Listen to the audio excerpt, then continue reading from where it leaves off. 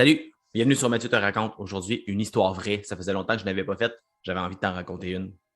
Celle-là, c'est le photographe de Drummondville. Si tu cherches comme il faut dans les journaux, dans les vieux journaux, là, tu vas peut-être trouver des références à ça. Cette histoire-là m'a été racontée par mon amie Josiane de Drummondville. Comme plusieurs parents, Josiane, le soir, a une routine avec ses enfants, une routine très simple. Josiane est toute seule avec ses deux enfants. Ils prennent le bain, elle les borde dans leur lit, petite histoire, bisous, beau dodo, et elle referme la porte de la chambre des enfants pour aller prendre un petit bain pour se relaxer dans la baignoire. Un soir, les enfants se réveillent en panique en criant « Maman, il y a quelqu'un dans la chambre ». Alors Josiane, elle se précipite pour aller voir ses enfants, elle les rassure, elle leur fait des câlins, mais les enfants sont persuadés que quelqu'un est caché dans le garde-robe. Là, c'est délicat, parce que comme parent, si tu donnes foi à ces hallucinations-là d'enfants, ben peut-être que les enfants vont penser que ça se peut vraiment. Donc, tu dois faire attention à gérer ça. Elle choisit de dire à ses enfants, inquiétez-vous pas, avant que vous vous couchiez, j'ai rangé des vêtements dans le garde-robe, il n'y avait personne, donc il n'y a pas de danger. Évidemment, elle n'avait pas vérifié dans le garde-robe avant, c'était simplement un mensonge pour rassurer ses enfants. Elle les a bordés, ils se sont rendormis, elle est éventuellement allée se coucher, et voilà, elle s'est endormie, c'est réglé.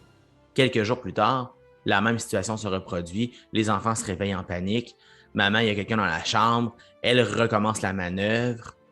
Mais là, elle se dit, c'est un peu étrange quand même, donc je vérifierai pas tout de suite, mais plus tard, je vais vérifier dans le garde-robe. Ça reste comme ça, la soirée passe, elle s'endort, elle oublie de retourner vérifier ce qu'il y a dans le garde-robe, s'il y a vraiment quelqu'un de caché. Ça reste comme ça. Mais après plusieurs jours où elle voit que ses enfants dorment moins bien, quand ses enfants sont partis pour l'école et la garderie, elle vérifie dans le garde-robe, il n'y a aucune trace d'une quelconque effraction, personne n'est entré là-dedans, tout est beau. Et ça fait plusieurs jours que ses enfants ont l'air inquiets, qu'ils sont nerveux.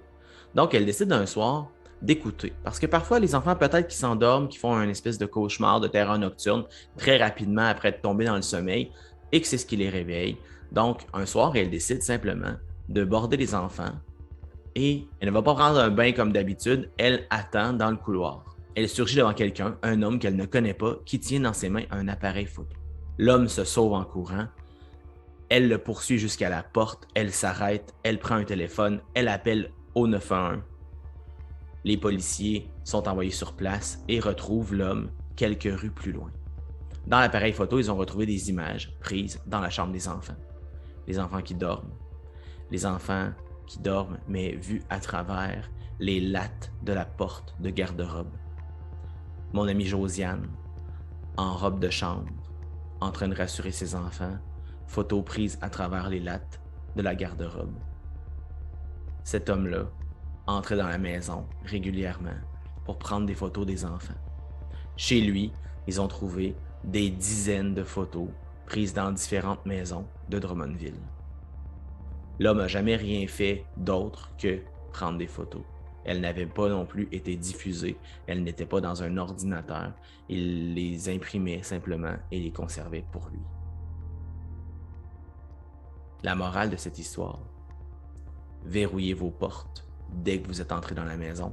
On ne sait jamais qui peut entrer sans que vous le sachiez. Pour d'autres histoires étranges, abonne-toi à la chaîne.